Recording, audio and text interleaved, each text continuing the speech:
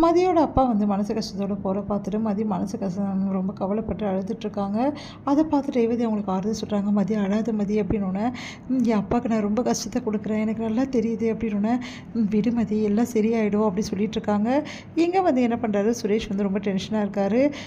அவங்க அப்பா கிட்ட நான் பேசுவேன்ல, ஏன் மாமா தடுத்தீங்க அப்படின்னோடனே, இங்கே பாரு சுரேஷ், நான் தான் பேசிட்டேன்ல, அப்புறம் என்ன, அவருக்கும் என்ன நடக்குதுன்னு நல்லா புரியும். இப்படிப்பட்ட பொண்ணை பெற்றுட்டோமேனு அவருக்கும் வருத்தமாக இருக்குது, என்ன பண்ண சொல்கிற, எல்லாம் பார்த்துக்கலாம்டா வீடு அப்படின்னோடனே, சரி உனக்கும் மதிக்கு ஏன் ஒத்தே போக மாட்டேங்குது, 2 பேரும் எளியும் புனியமாகவே இருக்கீங்க, எப்போ தான் சமாதானம் ஆவீங்க, அவர்கிட்ட யாரும் பேசவே முடியாது, அவெல்லாம் வேலைக்கே ஆக மாட்டா, அவகிட்ட பேசுறதோட நான் சும்மா இருப்பேன், இப்படியே இருந்தால் எப்படி சுரேஷ், இங்கே பாரு, சரி நீயும் மதியம் வாழ்க்கை ஆரம்பிச்சிங்களா இல்லையா, அதெல்லாம் நடக்கவே நடக்காது, ஏன்னா அவகிட்டலாம் யார் பேசுவா, முதல்ல பேசவே முடியலையா, இது வாழ்க்கை வேறு ஆரம்பிக்க சொல்கிறீங்களா மாமா அப்படின்னோடனே, இங்கே பார் சுரேஷ் அப்படிலாம் இருக்கக்கூடாதுடா, வாழ்க்கைன்னா நிறைய பிரச்சனைகள் வரதான் சரி, புருஷன் பொண்டாட்டி அவனோட வாழ்க்கை ஆரம்பிச்சாகணும், இந்த வீட்டிலேருந்து ஆரம்பிச்சிருங்கடா, இன்றைக்கே ஒன்றும் பிரச்சனை இல்லை, இன்றைக்கே இந்த வீட்டிலேருந்து ஆரம்பிச்சிடுங்க, அதுதான் உனக்கு நல்லது, அப்போ தானே அவ்வளோ ஒழிக்க வருவா, சொன்னால் கேள்றா அப்படின்னு ரேவதி ரேவதி அப்படின்னு கூப்பிட்றாங்க. என்னங்க அப்படின்னோடனே, இன்றைக்கி தான் நம்ம வீட்டில் சுரேஷுக்கும் மதிக்கும் வந்து வாழ்க்கை ஆரம்பிக்க போகிறாங்க அப்படின்னோடனே,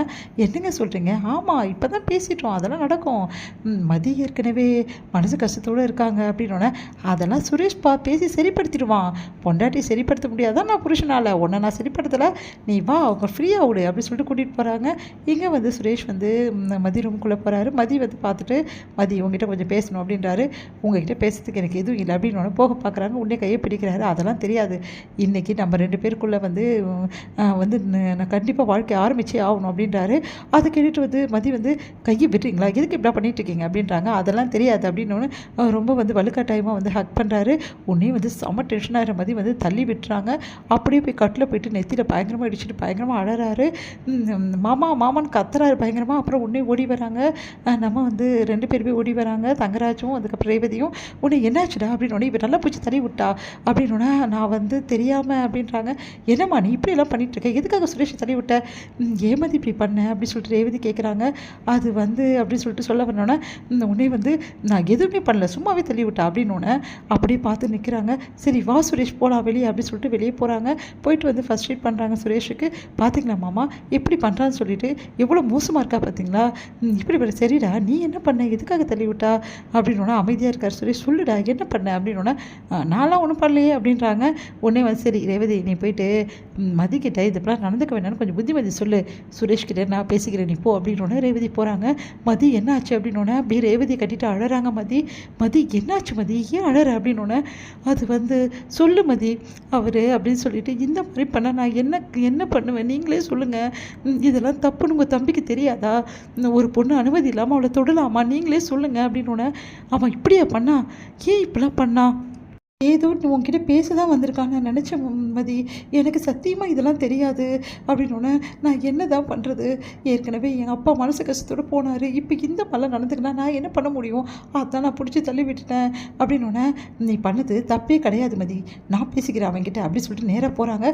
போயிட்டு சுரேஷ் அப்படின்னோடனே, உடனே சுரேஷ் வந்து அப்படியே பார்க்குறாரு. பலார்னு ஒரு அற விடுறாங்க ரேவதி. அதை பார்த்துட்டு அதிர்ச்சி அடைகிறாரு தங்கராசு. உடனே வந்து ரேவதி கிட்ட, ரேவதி என்ன பண்ணிட்டு இருக்க நீ அப்படின்னோடனே, நீங்கள் அமைதியாக இருங்க, இந்த விஷயத்தில் நீங்கள் தலையிடாதீங்க அப்படின்னு அதிர்ச்சடியாக தங்கராஜு. அப்படி பார்த்துட்டு ரேவதி அப்படின்னு சொல்லிட்டு, அக்கா அப்படின்னோடனே, என்னடா பண்ணி வச்சிருக்க நீ, எவ்வளோ தைரியமாக இருந்தால் இந்த மாதிரி வேலையை செய்வேன், உனக்கு அசிங்கமாக இல்லைடா இப்படி பண்ணுறதுக்கு, நீ எல்லாம் என் தம்பின்னு சொல்கிறதுக்கு எனக்கு அருவருப்பாக இருக்குடா அப்படின்றாங்க. அது கேட்டுட்டு, அக்கா அது வந்துக்கா எப்படிடா உனக்கு இந்த மாதிரிலாம் மனசு வருது, இப்படிலாம் பண்ணுறதுக்கு, ஒரு பொண்ணுக்கிட்ட இப்படி கேவலமாக நடந்துக்கிறியே, உனக்கு அசிங்கமாக இல்லை, இப்போ என்ன நடந்துச்சுன்னு ஓவராக பண்ணுற, அவன் பொண்டாட்டியாக இருந்தாலும் அவள் விருப்பம் இல்லாமல் அவள் கையை பிடிச்சி இழுப்பானா இவன், சி இவெல்லாம் ஒரு மனுஷனா அப்படின்னோடனே அப்படியே பார்க்குறாங்க. சுரேஷ் நான் உன்னை பேச தானடா சொன்னேன், சமாதானப்படுத்த சொன்னேன், எதுக்கு அப்படின்னா, மாமா அது வந்து மாமா நீ எல்லாம் ஒரு மனுஷனாடா, இவ்வளோ மோசமாக இல்லை, இப்போ தான் அவங்க அப்பாவும் மனசு கஷ்டத்தோடு போனதை நினச்சி மதி அழுதுட்டு இருந்தா, ஆனால் அவகிட்ட இவ்வளோ கேவலமாக நடந்திருக்க, உன்னெல்லாம் என்ன சொல்கிறதுன்னு எனக்கு தெரியலடா, பொண்டாட்டியாக இருந்தால் என்ன வேணாலும் பண்ணலாம் நினச்சிட்டு இருக்கீங்களா, அதுக்காக இப்படிலாம் பண்ணுவியா நீ, உன்னை அப்படி சொல்லிட்டு டென்ஷன் ஆகுறாங்க. அப்படியே பார்த்து அப்படியே முறைக்கிறாங்க.